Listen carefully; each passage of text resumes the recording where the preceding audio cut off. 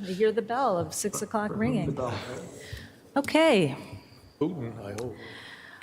Welcome, everyone. This is Lisa Edinburgh, Chair of the Westborough School Committee. Today is Wednesday, April 27th. 2022. This meeting of the Westborough School Committee is called to order. Please stand if you are able for the Pledge of Allegiance.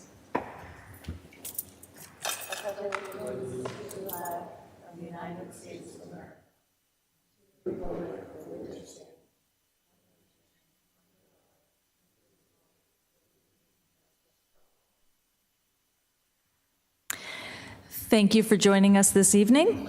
I'd like to notify everyone in the room with us tonight that this meeting is being recorded by Westborough TV. School committee meetings are available for remote viewing or listening on Westborough TV's government channels, Verizon 28 and Charter 192, and online on the Westborough TV YouTube channel. Thank you to Westborough TV for covering the broadcast this evening. We have with us tonight Superintendent Amber Bach, Assistant Superintendent Dr. Danielle Mayer, Director of Finance and Administration David Gordon, Vice Chair of the Westborough School Committee Steve Durrett, School Committee members Stephen Batchelor, Raghu Nandan, and Kristen Vincent.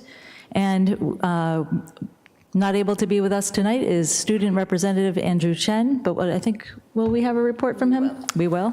And then Recording Secretary Jen Benton may be viewing at home or be with us shortly. And we have staff from Westborough TV here.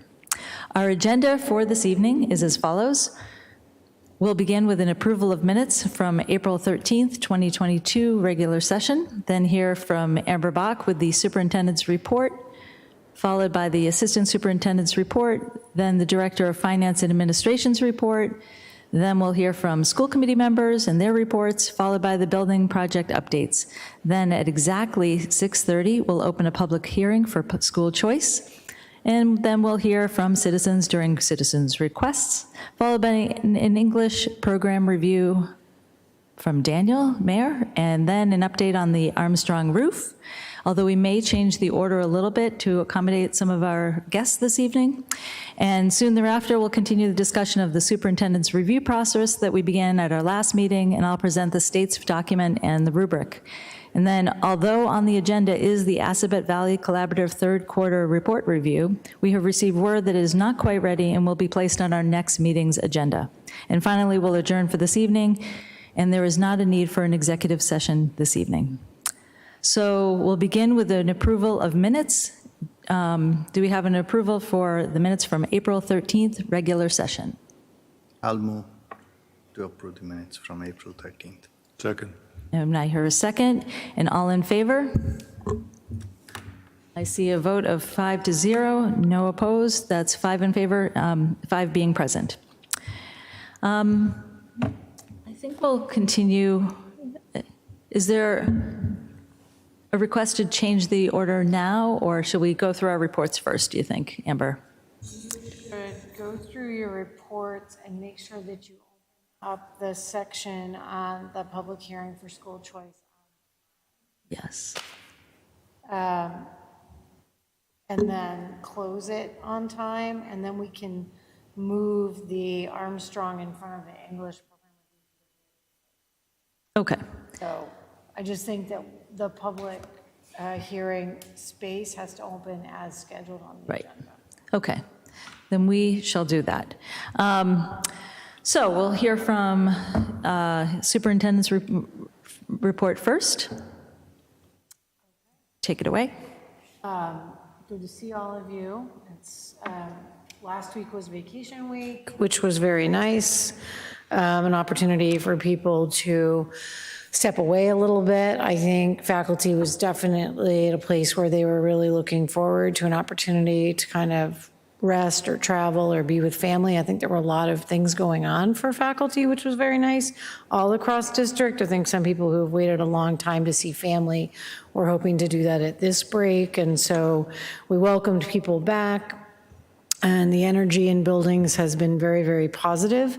I've been able to be at Hastings, the high school, Mill Pond, and was at Fails today. So it's Wednesday, so not too bad. We've been able to get around, get an opportunity to be on the ground and see how people have gotten the week back to a good, robust start. Students transitioned back smoothly.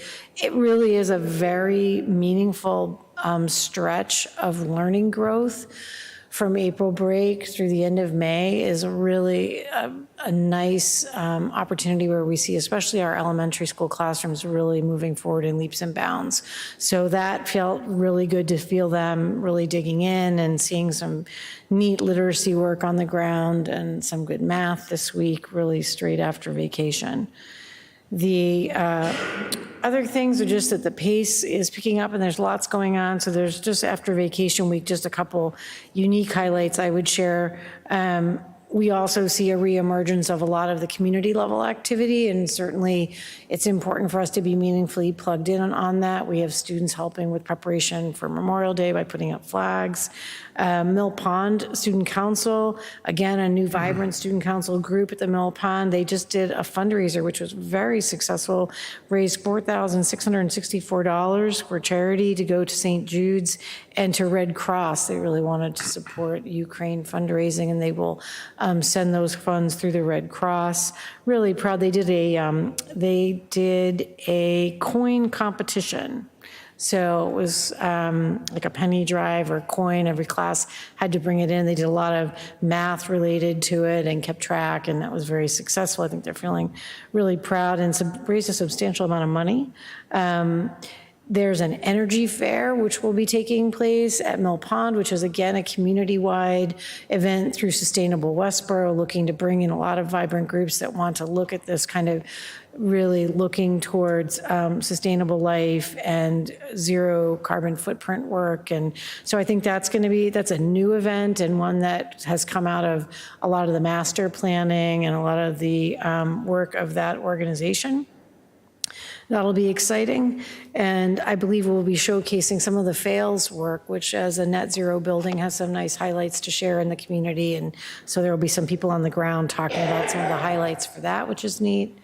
I'm working with Westborough Connects on one of their major events, which will be in the fall next year. So working way ahead on this, it'll be Westborough for life, staying and thriving in the Westborough community as you complete your children's years in school and look towards just kind of all the amazing things that the community has to offer.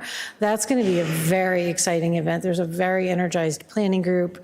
I'm a member of doing some of the subcommittee where someone will be running some mini workshops, and there will be a Westborough showcase of really all the amazing things and groups and organizations in town, as well as a funtivities kind of session with hopefully a full range of activities that you can enjoy in Westborough, things like looking at the pickleball groups and some other types of really unique activities.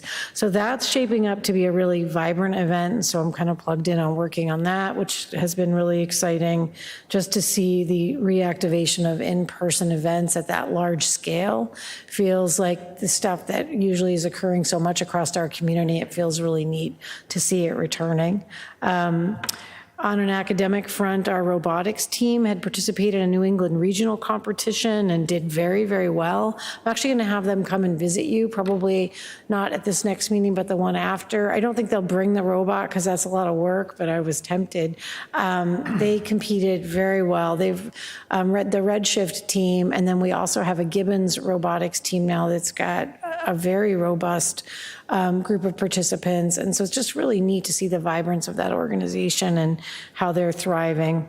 And then lastly, just, looking towards the theater again, Les Mis will be starting this week and I'll probably be reported. Is that in Andrew's report?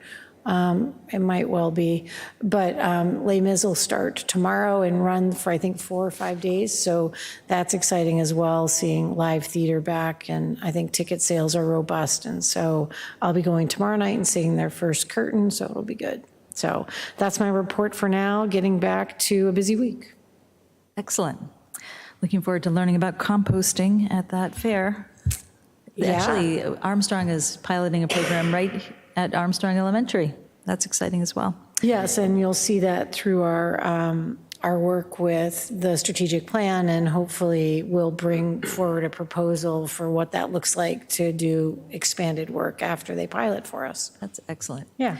Daniel, do you have a report for us this evening? I do. Just an update on, we were searching for a new director of ELL, and I'm pleased to announce that Letitia Bromfield will be filling that role. Letitia is a member currently of our teaching faculty here in Westborough. She's at the Hastings School. She has several years of experience within Westborough as an EL teacher, also playing a leadership role in various capacities in the district, where she's worked in the parent program. She's also gone out on those literacy evenings, but she has leadership experience working as a principal of schools in Worcester, and she is, there was a committee of about 10 with representatives from all the schools that participated in the screening process and the interview process. And we had general ed staff, ELL, special needs staff, and administrators, and she was our clear choice for taking on that position. So we'll be pleased to bring her in front of the committee soon so you can get to meet her. I think you'll really enjoy working with her. She'll be a great fit. We look forward to meeting her. That's great. Good news. Dave, anything for us this evening? Sure. Just a brief update. As noted at last school committee meeting, continuing to work collaboratively with almost all the members of the district on the end of year process. So I wanted to give a shout out to my team in the business office as kind of putting our best foot forward as we close the fiscal year and try to manage closing fiscally responsibly. In addition, making sure that we do our best effort to prepare ourselves for out-of-district costs for next year. So we're working on that in alignment with closing the year. Again, it's a very collaborative effort across the district, school leaders, program managers, cost center managers. So just an overall big shout out to the community for supporting us in central office as we close a unique year. And that's it. That's excellent. Good. Okay, on to school committee reports. Andrew's report, Steve Batchelor is going to fill us in.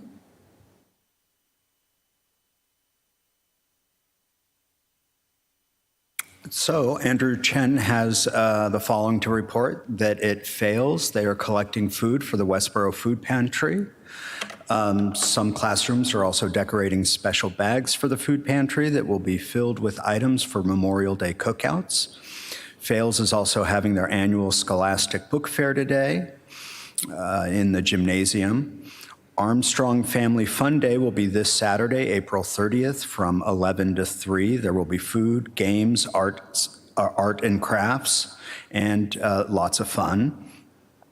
Prom tickets for junior and senior prom are up for sale now at the high school. The Westborough Rotary Club and Sustainable Westborough are co-hosting the first annual Energy Fair this Saturday, April 30th from 1 to 5 at Mill Pond. And that's it for the update, so I'll then provide mine. I'd like to give a giant shout out to Aaron Stevens of the Special Education Parent Advisory Council for the wonderful Sensory Awareness Public Safety Day that CPAC hosted on April 16th. It was a real tremendous success. We had a huge turnout, and so we're looking to turn this into an annual event. It was just wonderful seeing so many people there and so many representatives from the town. That's it for my report. Thank you. I just wanted to mention that I did get notice from Jen Benton that she is visiting, or actually she's attending remotely. I apologize. That is my fault. She informed me a while ago. So we'll move on to Kristen. Sure. I just want to announce that Westborough Connects is putting on the annual Westborough Unplugs Week, part of the National Screen-Free Week. It's going to be next week, May 1 through 7. Lots of activities happening every day with lots of partners and sponsoring activities. So you can visit westboroughconnects.org to learn more. And also Westborough Connects is on Facebook now, and you can find them at Westborough Connects. So they're just posting a lot of events and information there. That's great. Okay, Raghu, have something for us? Yeah, I'm going to repeat what Amber and Stephen Batchelor said. With a little bit more detail, there's going to be an energy fair on April 30th, this coming Saturday, 1 to 5. They'll be learning from expert speakers about alternative energy technologies, what's currently is. There'll be vendor booths displaying these alternative energy so that you could learn a lot, see a lot, and there'll be local organizations who talk about what they're doing about this, alternative energy, and that's about it. It's in Mill Pond School, April 30th, 1 to 5. Well, now you've heard it from 3 people. It sounds like you all need to be there. Steve, you want to wait for your building report? Okay, so I will update some people on a couple of things. NRT, our bus company that we contract with, has reported that the GPS has not functioned quite properly for a couple of bus routes. Not all routes, just a couple. And so that's causing a little snafu in the bus app. So I just wanted to report out about Where's My Kid bus app. And additionally, NRT has announced that they are going to be doing some pre-training exercises that will take place in late August before school begins to create a more smooth start to the bus operations for the first week of school. And also, I just wanted to remind everyone to check your email from the superintendent this morning regarding the Westborough Education Foundation Gratitude Garden, as I mentioned several times. But these are the final days to make a donation for the pinwheels, to recognize teachers and staff and show your appreciation for them as a display of a gratitude garden in front of each of the school buildings. And so now we'll move on to the building project updates. Steve? Yep. I'll just speak about Fails tonight because I don't have anything new to offer as far as the other projects that are ongoing. We're in the final phase now with the Fails School project. We expect to be complete, at least based on the current schedule, approximately June 24th this year.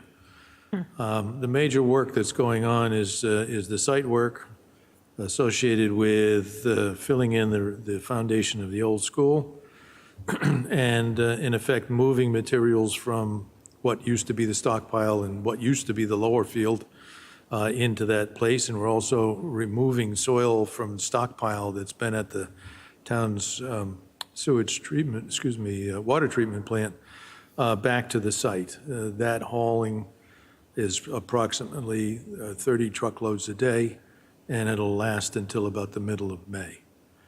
At this point, we have 73 punch list items, of which 39 require work, and the remaining items are complete and they're undergoing review for acceptance.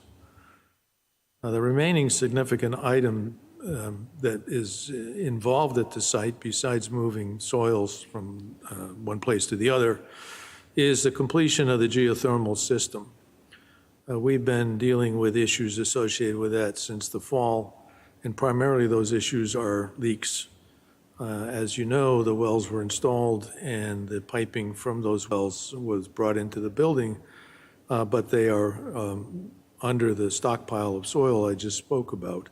So now that we're moving the material off of the wells, we can get at the piping and we can do the proper testing of those circuits. There are 8 circuits of 5 wells apiece in the system, that is 40 wells. 2 of those circuits are circuits that have not tested well, and in fact, as they have now opened up the ground in relationship to those wells, they found the leaks that we were sure existed.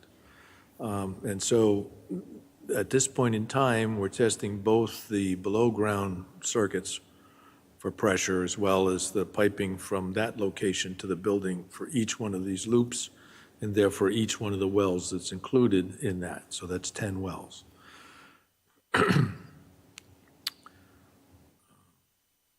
So this work, as well as the other significant net zero plus, I like to call it, issues, of course, are the solar panel system, which is working very well. However, of the 270 panels, we know that 3 of them are not functioning the way they're supposed to. And as of today, the inspection of those 3 is such that the voltage regulator interface on them needs to be replaced, and that will be replaced shortly. So the bottom line on this whole thing, because usually everybody wants to know, who pays for this stuff? And at this point, in effect, it's the contractor's cost to discover all these things, repair and replace the items that they need to. And as a result of that, the town then will do its final inspection and commissioning of those systems, and hopefully that will all happen in due course between now and the time that the site is done. The other question that people should be asking, and I have the answer for that, is currently the financial status of the project. We are in good shape. We still have a contingency left, and as we move through the various items that we had carried allowances for, we haven't had to use all the money in various numbers of or various categories of allowances, and therefore the balance that exists in those allowances goes back in the contingency category.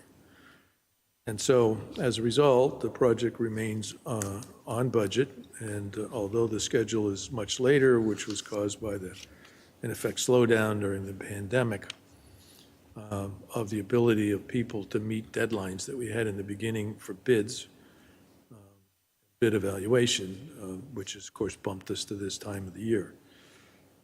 So if everything goes the way we want to and the way we would hope to, it's all weather dependent on whether we make the June date, because moving the soil, which we've, I think by now everybody knows is pretty tough stuff to work with, needs to be dry in order to be able to place it and compact it properly. So when it rains, we can't haul, we can't spread the stuff, and we can't achieve the compaction required to meet the specifications.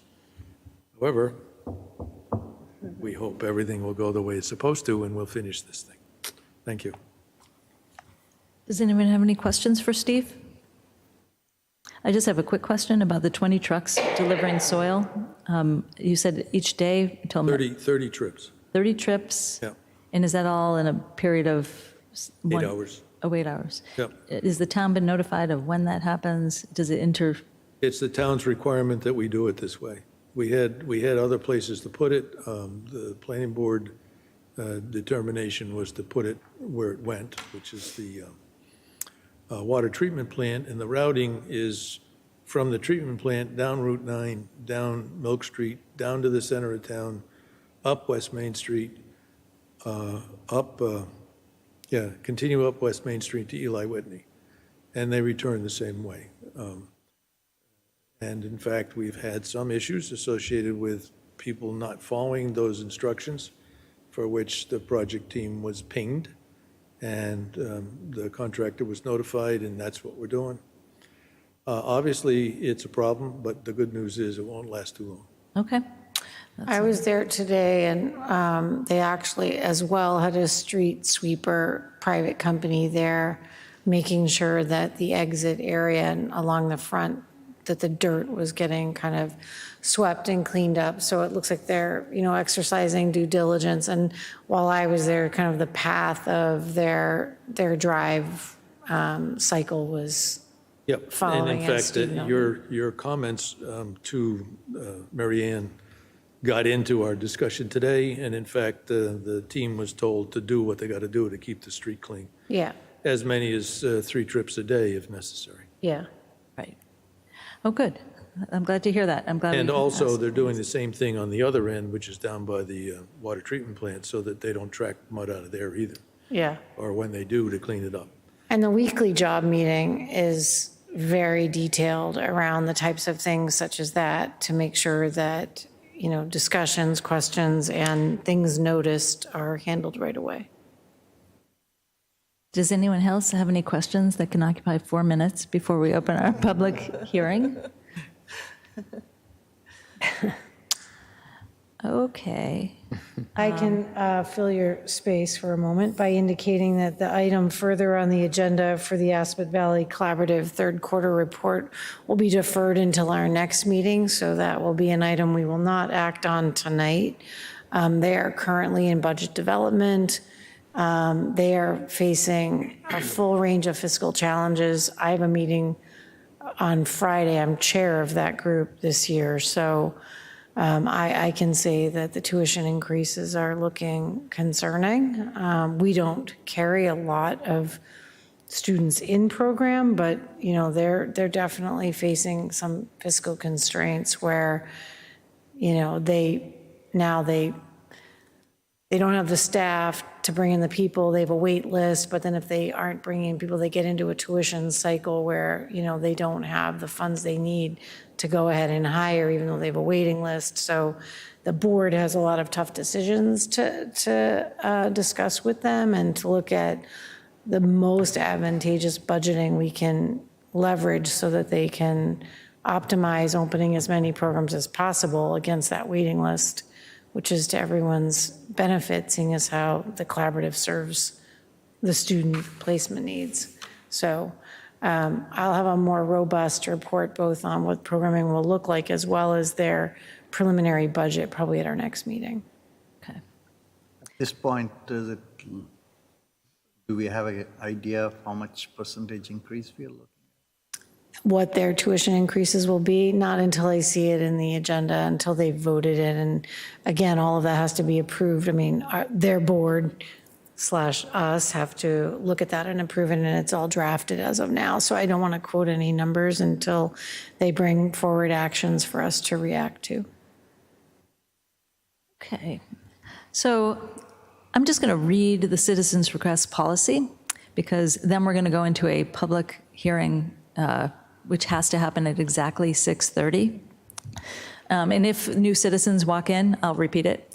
But as a reminder, we have a policy regarding citizens' requests, and this will come after. Actually, we were going to move our Public hearing, no, that's right. yeah. You're in order. Okay, after the public hearing.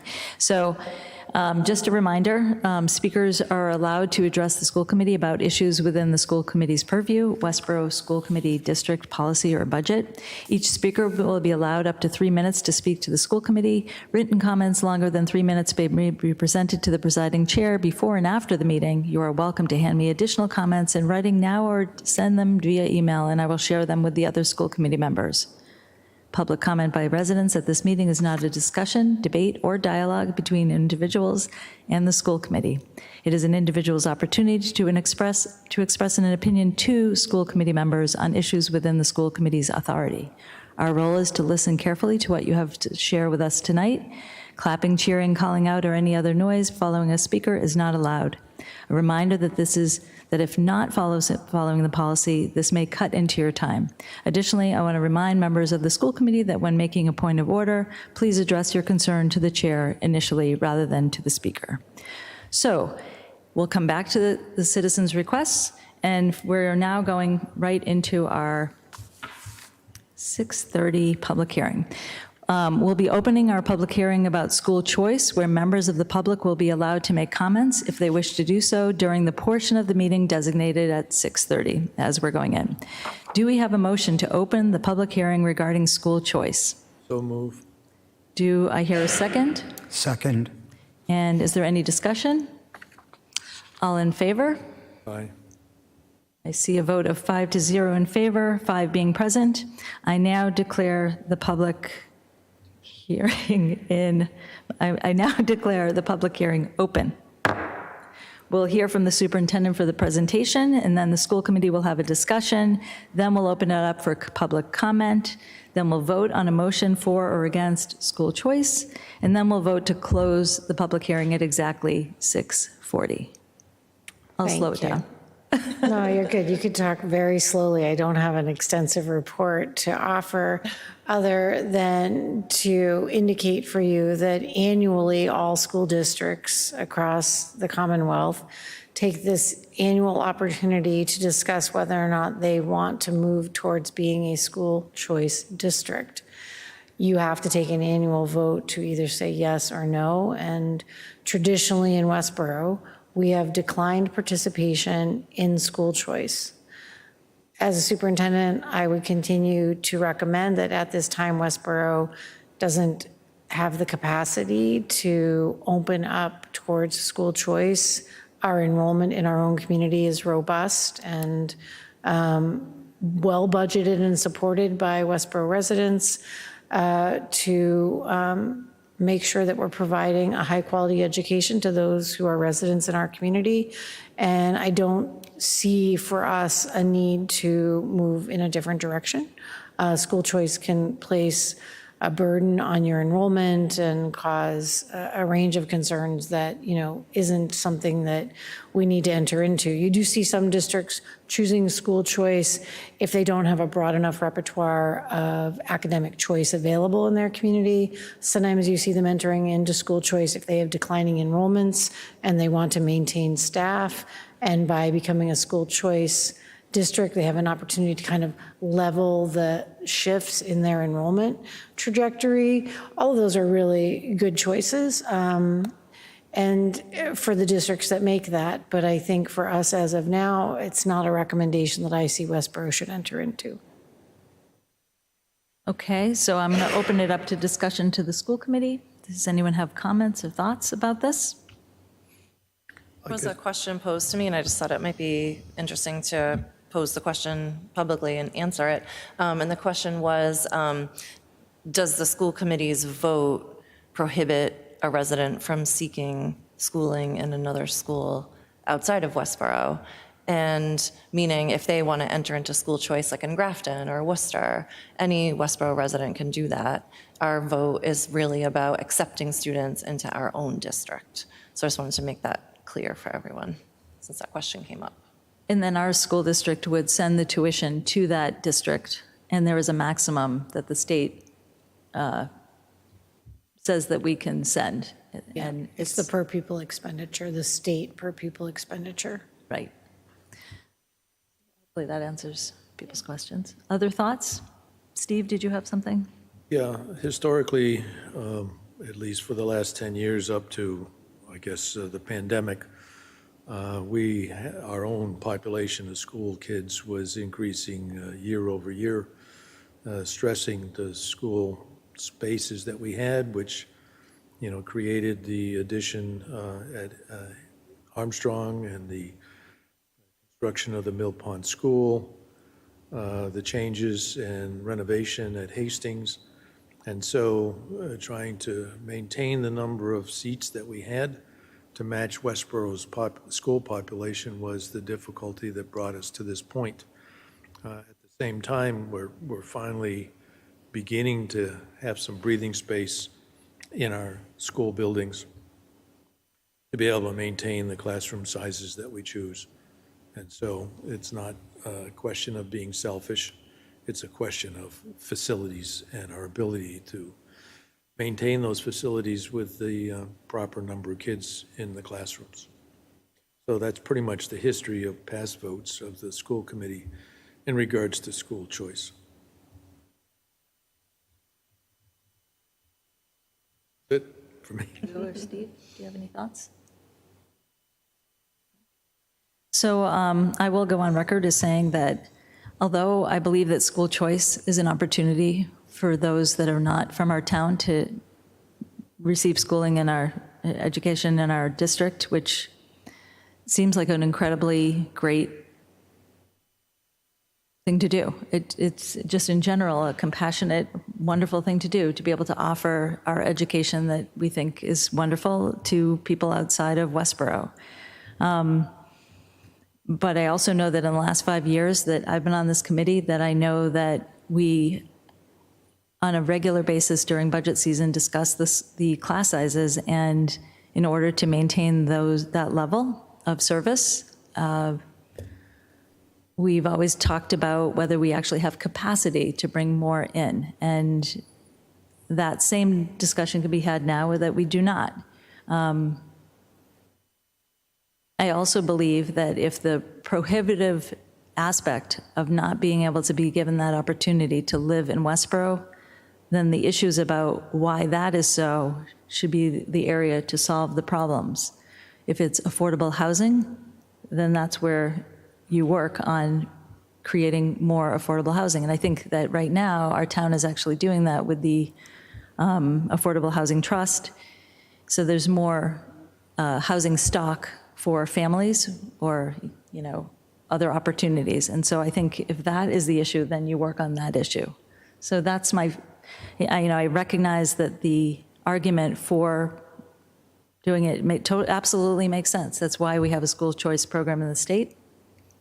But in the side of what I think is best for our students, I think that I would vote against adding more students to our town.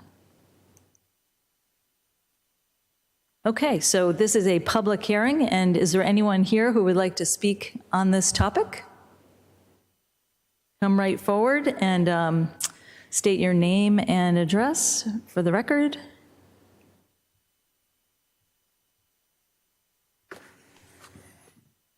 Boyd Conklin, 8 Water Street. It's the issue of school choice. Now you've got some parameters here set up just as public schools, from students from one place moving into the public school here. I think true school choice allowed in Westborough would allow the citizens of Westborough to open up their own schools, perhaps charter or private or whatever, where the citizens of Westborough could go to those. And I understand that the way the state law is that all those school vacancies are already filled, and so no one can open up a private school or a charter school in Westborough to perhaps teach a different curriculum than the school board is teaching today. Thank you. It's just a reminder to everyone that you're welcome to go to the Department of Elementary and Secondary Education and look to see exactly what school choice is, what it can do, what it can't do, and be very informed about these issues. You are welcome to send me an email and I can send you the link. That's fine as well. So is there anyone else here who would like to speak about school choice? Seeing none, we'll move on to do I hear a motion to approve or not approve school choice? I'll move the motion about school choice, You need a direction. to approve or not approve the school choice. Do not approve school choice. Do I hear a second? Second. Any discussion? So just to be clear, the motion is to decline participation in school In choice. school choice. Correct. Okay. All in favor of declining school choice? Aye. I see a vote of 5-0, 5 being present, in favor of declining school choice. It is now 6:40, and I need a motion to exit the public hearing. Do I hear a motion? So move. Do I hear a second? Second. Any discussion? All in favor? Aye. That's a 5-0 vote, 5 being present, and we are exiting public hearing. Okay, so we're moving right along to the citizens' requests. Anyone here for citizens' requests? Come forward, speak into the microphone, state your name and address.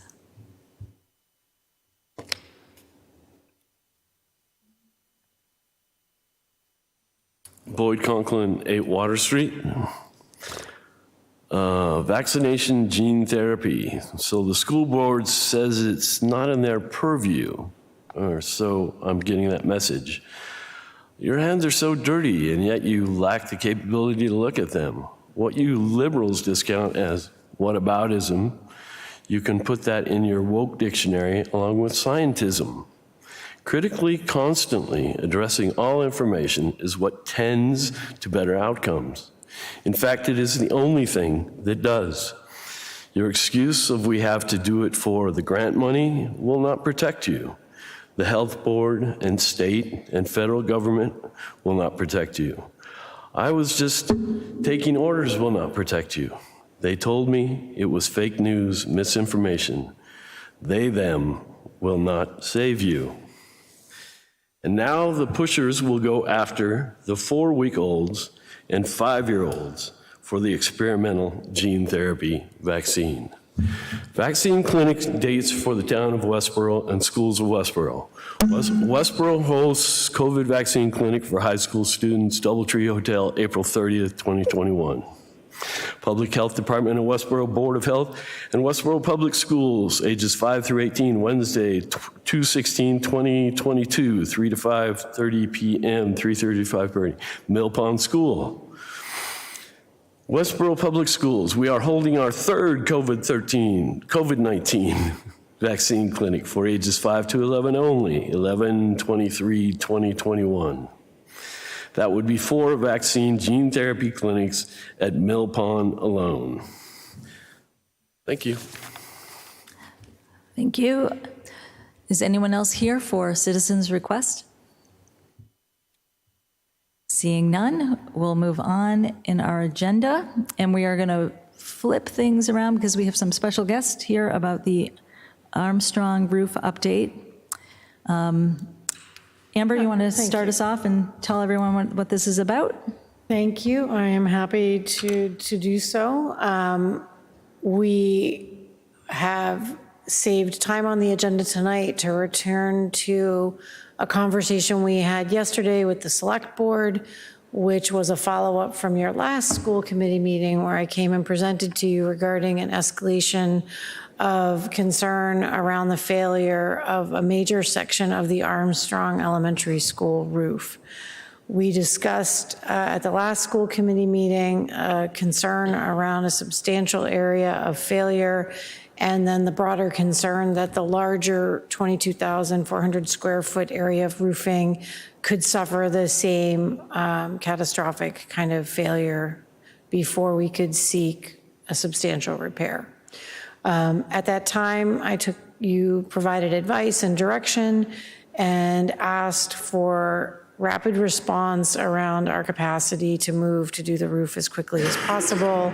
And the next and most important follow-up step was that last night we attended the select board meeting and summarized similarly the range of discussion.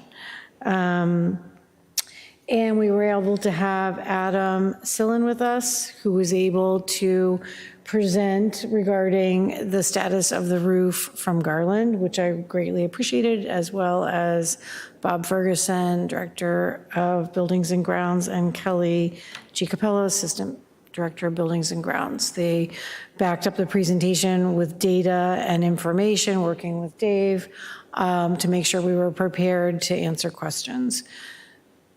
The track of the direction, I think the purpose of tonight was we saved time on this agenda to make sure we had more time to debrief, to make sure that we're on public record around the status of those steps, because not everybody listens to the select board and not everybody listens to school committee, but between us, we get an opportunity to make sure that the public record is clear on the direction of what we're currently facing with that roof.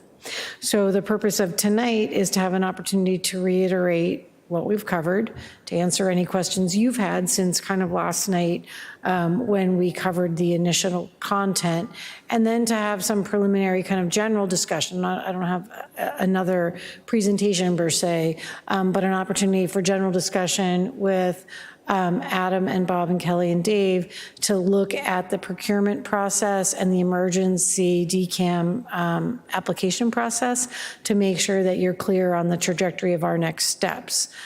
We walked through them, but I think, after completing it last night on the first time through, an opportunity for a formal update again to make sure we can clarify your questions. Our goal tonight is to leave here with an on-the-record notation of our plan to seek a special town meeting and variance I think we call it a variance, to get an emergency repair, which would allow us a much quicker approval process. And then our hope to seek funding from the town for a range of around $1 million to $1.2 million to repair that major section of roofing, to replace that major section of roofing. So the goal would be tonight to open it up for questions that you have and to have the team be able to answer questions just around the procurement process and timeline. I think getting the timeline, I certainly heard last night from Adam, the urgency to make sure that we move as quickly as possible to get all the paperwork done and to escalate the capacity to get the planning for the town meeting lined up to run parallel. And so I think it'd just be good for us to talk that through. We're basically the team now preparing to kind of make all of that happen. So I guess I would open it up for general discussion utilizing the team strengths around the process, just to talk through where they are and what they're doing currently if you have any questions. And I can walk you through what I think they're going to do if you don't have questions, but I guess I would open it up by saying, based upon last night, do you have any immediate questions or things you would like to pose to the team? Just to summarize to the people who are watching this tonight, and to bring back some of the information that was presented at the last school committee meeting, the roof is in dire shape. The suggestion is that we're going to repair and replace 22,400 square feet worth of the roof. The earlier recommendation was to, on an emergency basis, repair 5,000 square feet. I think it was 5,000. Yep. And that the estimated cost was at least $50,000, which, when spent, would be, in effect, wasted in order to finish and fix the 22,400. What we also heard at that meeting was the fact that, and I'll paraphrase Adam's presentation last night, was that the estimated cost for the 22,400 square feet repair or replacement is $1 million. And at the same breath, as of the first of this year, roofing costs went up by 25%. And that, again, Adam said last night, that escalation costs are 7% per month, at least for the foreseeable future. So at least my reaction to this problem was simply that we, the town, whether we be the school committee, whether it be the Board of Selectmen, or for that matter, any taxpayer in town, logically would conclude that we need to move as quickly as possible to eliminate as much of the escalation that would cost, because we can't afford to leave the roof as it is, leaking water into the insulation and ultimately on kids' heads. Just to summarize last night's position, as I understand it from the Board of Selectmen, is that they will support us in moving this project as quickly as possible to get together a bid package and put it on the street so that we can eliminate as much of this escalation that the town will suffer if we don't. Hopefully that brings us up to snuff for my next question, which is, how do we put together the bid package, and who will be the, quote, architect engineer for this under the state bid laws if we still are required to have an engineer based on the project size?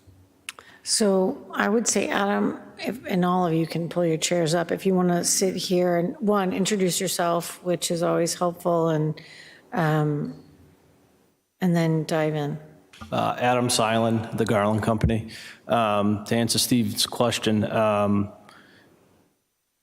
it's a town, it's some of the design aspects of it is what the town will allow. Each town is different. I can certainly put together plans, specifications, everything, which is performance-based specifications and plans, scope of work, everything needed to bid a project. Now, the only caveat to that is, will the building inspector in town require construction control documents, which that's when you need an architect for the project.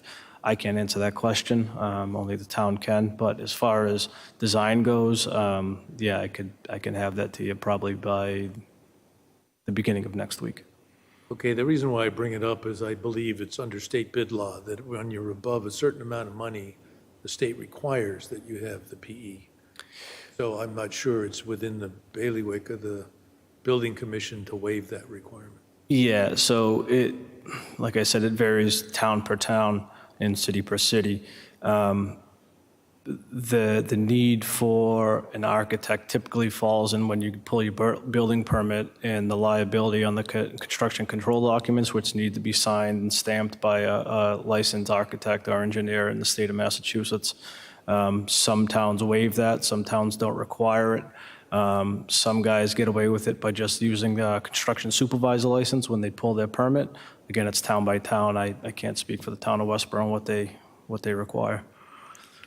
So I guess as a comment, I would suggest that you continue to do what you just said, which is to put together the package as quickly as you can based on the information in terms of quality of the project that was given to the Board of Selectmen last night. Specifically, I think you commented that it's going to be a 30-year roof. Yeah, and we could either do with a 30-year or a 40-year option. I tend to go towards the longer-term option because your life cycle cost is especially with escalation right now in construction prices. When you put it into a cost analysis, it's saving hundreds of thousands of dollars when you get to year 40 versus year 20. So in doing that, then I guess, offline, we can figure out who's going to be the agent that signs and has the liability for the performance of the job. Yeah, again, that comes with when the building permit is pulled, and if we do need an architect, I do work with a handful of local architects in the area that can help out that for a fee. Yep. Okay, that's good. I would suggest then that for that purpose, perhaps you could recommend 3 and the town can do the search as necessary. Right, and the way that the bid laws typically, everyone interprets state law a different way because that's the way it's written. As long as the design fee is under $30,000 and it's 2 parameters. The project has to be over $250,000, which it will be, and the design fee has to be over $30,000. Both of those aspects have to be met in order for a requirement to go out to designer selection through the state. If one of those isn't met, which obviously the project is going to be over $250,000, if the architect fee, if you do need one, is under $30,000, you do not need to go out to designer selection. The town can choose whoever they want. Okay. Hopefully the 3 that you might recommend might be in that ballpark. They typically are. Which then means that we can control the schedule of getting this stuff put together and out the door and before DCAM. For that process. Yeah, time is like I stated last night to the Board of Selectmen, time is of the essence. Construction in general right now, especially in roofing, the main part of a roofing project is the insulation you put down on the roof. It's scarce. It's like gold right now. You can't find it, and it's going. They're naming their price when people go to place orders. And like I said last night, it's about 7% every month. If we're lucky, sometimes it's every 2 weeks. It's going up, and it's not going to stop for the foreseeable couple of years.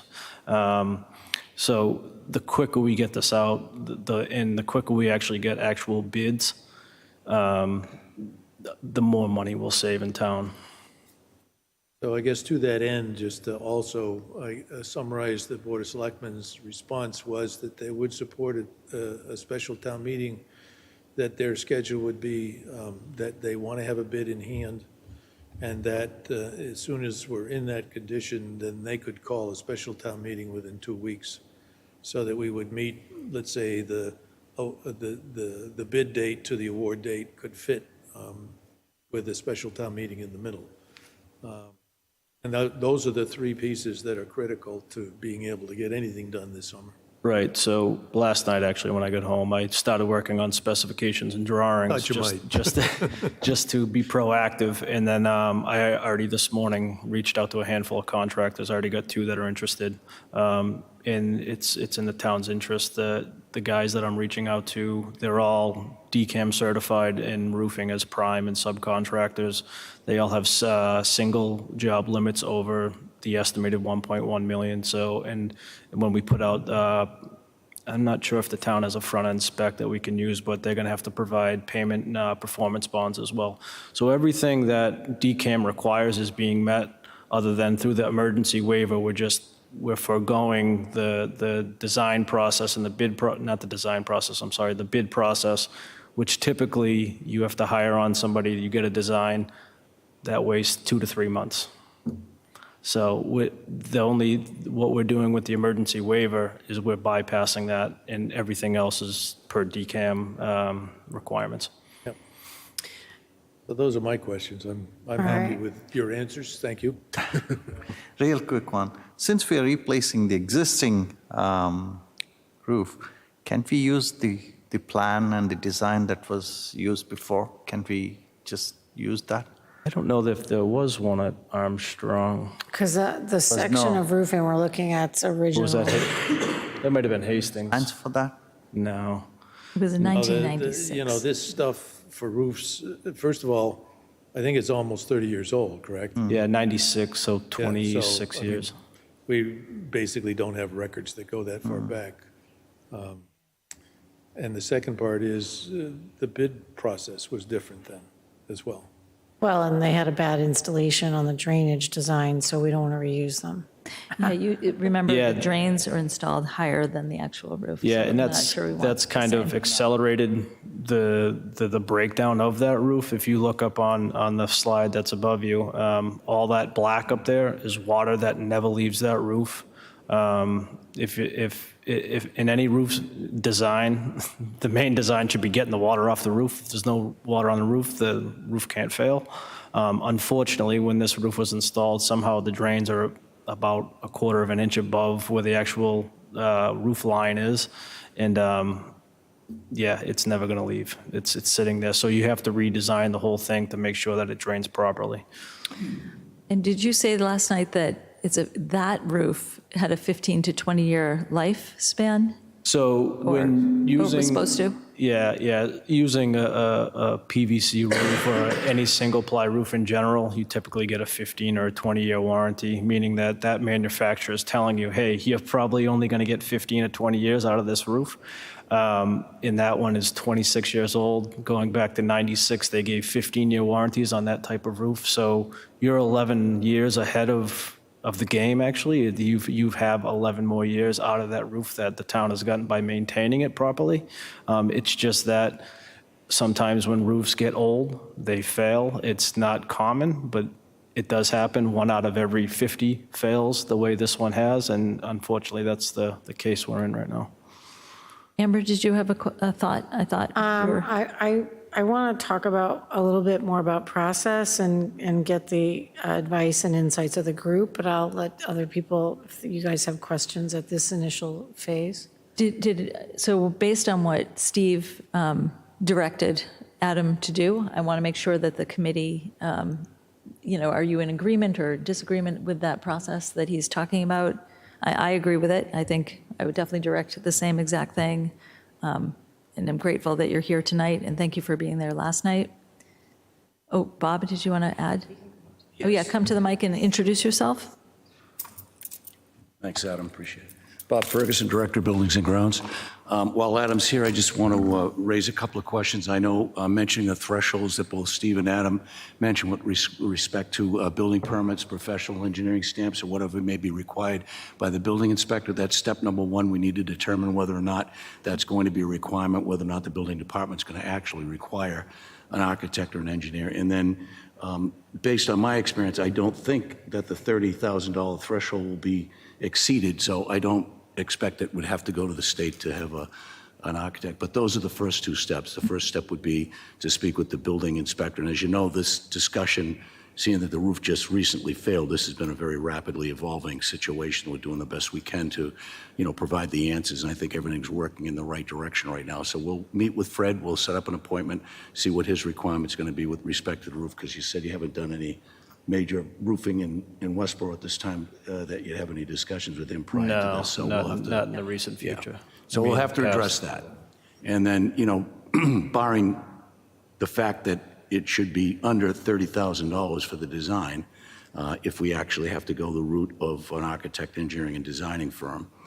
We were fortunate about the turn of the year to go with the new Chief Procurement Officer, Shab Khan, in the town office to put together a procurement package for architect, design, and engineering services. So we have a lineup of pre-approved, already bid firms that we could work with in the event we actually had to do that, even if it was under 30,000. So I think we're in good shape as far as that's concerned. That's really excellent. Given the amount of projects that the school and the town does, we work with the DPW and SHOB to put together that bid package, and that came through, and we have a lineup of engineering design firms, which will help save us a lot of time. So the emergency procurement would allow us to skip the advertising. Usually you have to put it into combis, put it in the central register. You need to list it in the local newspaper like the Enterprise or the Worcester Telegram. And that usually has to be listed for 14 days as a minimum. And then we usually have a mandatory walk down with the potential bidders. So all of this takes time irrespective of whether or not it's an emergency. But if we can skip all of that with an emergency procurement, we can skip that part, go to a qualified, contract that's already awarded a bid under the appropriate sections of the state bid list, and we can go right into the construction end of it once we have the design settled. But usually, even under an emergency procurement, you try and get at least 2 bids so that it's not a sole procurement. So if we have qualified lists, as Adam said, and we do have a lineup of engineers and architects, and I know there are contractors out there that are awarded state contracts under the appropriate bid laws, so we should be in good shape. So given the approval from the selectmen last night, as I understood it, like Steve said, that they're going to support everybody to move forward with a special town meeting. It's just appropriating the funds, because you really can't go out to bid without having the funds appropriated, and you can't get that until we have the special meeting and the taxpayer votes that process. So that's all I had to add. Thank you. It's good that you've got, in effect, a canned front end now for these contracts. That's great. Yeah, the front end is the can front end is big, and it actually protects the town to have every job have the same liability and insurance requirements. It's great to have. Which will make bidding to the town then easier for contractors, because they already know. They already know. Spend time doing it. Right. And just to compound on Bob's point a little bit, going through the bid process could take up to 2 months, possibly more, just based on the parameters that DCAM they give you. You don't have to follow them, but pretty much 95% of the towns do. That pushes you out 2 months. We're already almost in May. That gives you to June. Lead times on materials are a couple months out. You're already to the colder months, and then you have to line up a contractor to work. You're not getting this job done till next spring probably if you do it that way. And going through a winter with that roof, I don't recommend it. And not only is water coming in, I think it failed, and nobody could ever tell, from a wind event. And the wind picked up the roof and tore it because it's brittle and weak right now. My concern is life safety. If that roof comes off and there's kids in the playground behind it, well, you have huge liability right there. And I know that it's manned pretty much throughout the summer as well. Life safety is a big thing that is my concern with that roof as well. So just a reminder,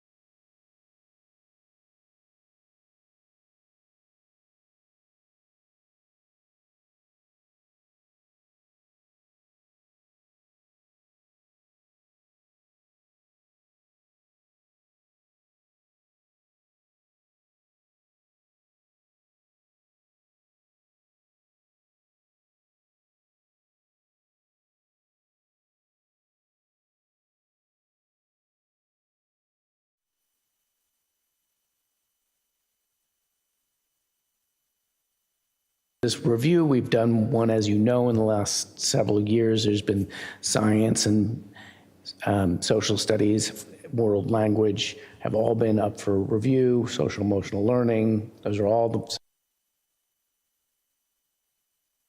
And so typically the way we do this kind of, if at a K-12 review, is we will have leaders from the grade levels come together to help chair the committee. And so we have literacy coordinators, we have a K-3 coordinator, we have a 4-6 coordinator, and then we have department heads in the middle school and the high school, and they would work with me as a steering committee of a much larger committee.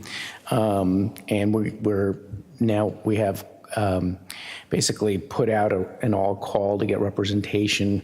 I'm going to jump down to the bottom of the memo here so you can see we've got like representation that we want from the K-3 schools, from Mill Pond, from Gibbons, from the high school. It includes, oh, I'm sorry. I'm looking at my screen, which looks a little different than yours. So the representation is from, across the district. We have general ed teachers, classroom teachers from all of those schools and all the grades that'll be participating, ELL teachers, special needs teachers, administrators, and as I said, the coordinators and the department heads. And so this committee will be somewhere in the order of 35, 40 people on the committee, so it's rather large. We anticipate, we work together and then in subgroups by grade level. And the reason you want to have this larger committee representing the broad scope is you want to facilitate conversations between the K-3 schools and then, so horizontally and then also vertically so that Mill Pond and the K-3 schools are on the same page in terms of expectations, and vertically, same thing for Mill Pond and Gibbons in the high school. So, it's always people are, excited once they come together to have those conversations because you get to remove yourself from the day-to-day and sort of think in this strategic long-term way about what it is you want your program, how do we look and how can we improve it and how can it look better? So we look at pedagogy, we look at assessments, we look at our, what we ask our students to read at different grade levels. And so it's a pretty comprehensive piece of work that we will do. I will just add, as you know, for context here, we have over the last couple of years done some work not in a cohesive K-12 kind of way, but in more discrete kind of areas where there's been that work on the phonics program, which is early elementary, and there was a recommendation last spring for us to adopt a new phonics program, but phonics is only one little piece, it's not little, it's a big piece, but it's only a piece of our English language arts program. And some of the middle school and high school staff have also done some work that has been valuable, looking at their current expectations in terms of readings and also writing expectations. But this is going to be a more comprehensive review that, like I said, involves the K-12 perspective. So I'm looking forward to it. Our kickoff meeting is next week, and that's just the purpose of having a kickoff meeting at the end of the year is so that rather than recruiting and, sort of getting started slowly next year, we can actually start in September, we'll know each other and we can go right into sort of substantial work. So I welcome any questions you have, but that's my update for you in terms of where we're headed. Anyone have any questions about the English update? Okay, well, thank you, Daniel, for the report. We look forward to hearing about the progress of the committee and thank them for their time for us on such important work as they move forward. Certainly will. Thank you.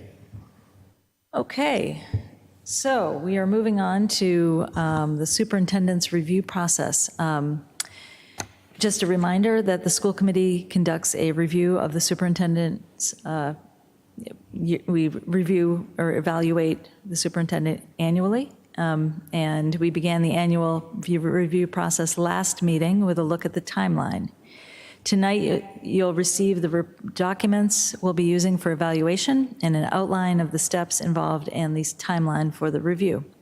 So just, I think Daniel is showing us, the superintendent's review is based on the Massachusetts Model System for Educator Evaluation, specific to the superintendent and the performance level and the model rubrics. Those are the two documents you'll receive in your packet for tonight's meeting. You can look at those, and the school committee will review Amber on her goals and these 4 standards that are listed: the instructional leadership, management and operations, family and community engagement, and professional culture. The new rubric that came out provides a guide with indicators and elements of each standard that can be followed to complete the review, but has altered the language a little bit. They now call them SMART goals, and they're looking for 4 SMART goals in 3 areas. But Amber actually does this already. I mentioned that last time as well. But her goals are aligned with each of the standards, and this is just a reminder of the steps in the review process. On April 13th, Amber presented the process and the timeline. This meeting, I've presented you with the rubric document and DESE's superintendent's evaluation process. And at our next meeting on May 11th, I'm going to send out the template for the assessment. On May 25th, Amber will provide us with her final report of her goals she set for herself initially at the start of the year. We see them mid-year. We heard a report from her. We'll receive the strategic plan summary, as well as the summary of the teacher and leadership survey data. I will create the evaluation document and send it to each of you individually and ask that it is completed by Wednesday, June 1st. Let me say that again. I will be expecting your review, your sending me back that document, which is a Google form, and your comments by Wednesday, June 1st. I will then compile your individual evaluations into one document, which we will present to Amber for a formal review at our last meeting on June 8th. Are there any questions?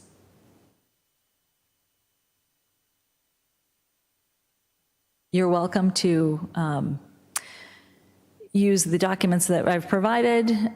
They give really clear examples. You're welcome to talk to Amber about her goals. And, okay, I hear no comments or no discussion, so we'll move on.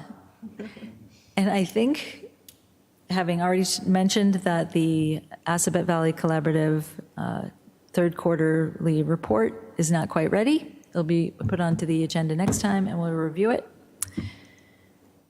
And it is time for adjournment. Do I have just a reminder, the next meeting of the school committee is scheduled for an executive session meeting on Friday, April 29th, and then our regularly scheduled meeting is for Wednesday, May 11th. Is there a motion to adjourn? Moved. Do I hear a second? Second. Is there any discussion about this vote? All in favor of adjournment? Aye. I see 5 approving and in favor of adjournment, and this meeting is now adjourned.